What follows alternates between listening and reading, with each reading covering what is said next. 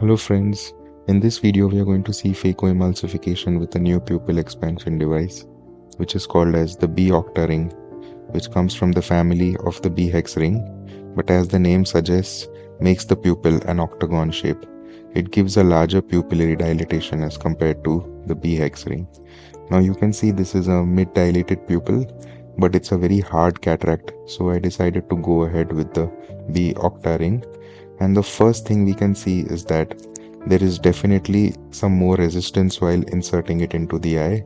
It's not as easy going as the B-Hex. Now we start tucking the flanges, and I do 2 flanges tucking from the main port itself. And here we can see that the flange tucking below the iris is extremely easy. Similar to the B-Hex, we insert some viscoelastic, and then from the other side port, I decide to tuck in the other 2 flanges. And here I don't find much difference from the B-Hex. The flange tucking is very similar. And now we can see we've got a beautifully dilated 8mm pupil.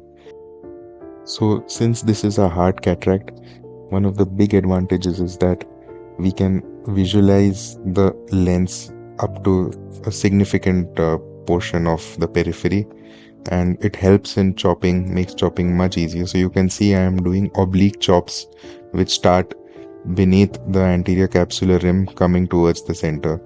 So if you do horizontal chopping or if you do oblique chopping in a hard cataract, having larger pupillary dilatation with the B-OCTA is of a great advantage.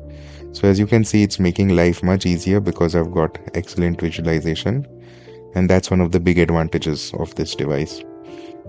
Just to show you, cortex aspiration is also pretty straightforward, and we get a good visualization while we are doing cortex aspiration as well. Now I'm inserting the lens into the capsular bag, and tucking the trailing haptic also is very easy because there will be less likely interference with the flange of the ring. Okay, so now coming to removal of the ring, I remove the B-Hex under irrigation, so I'm trying to remove the B-OCTA under irrigation. It's requiring significantly more manipulation because it's slightly larger. And now I use the distal flange to pull it out as I do the B-Hex, but I encountered some resistance. Although the ring was not damaged, but there was more resistance than the B-Hex. And you can see the pupil, although it's round, it's slightly dilated, so there may be some micro sphincter tears which may have happened because of the stretching by this ring.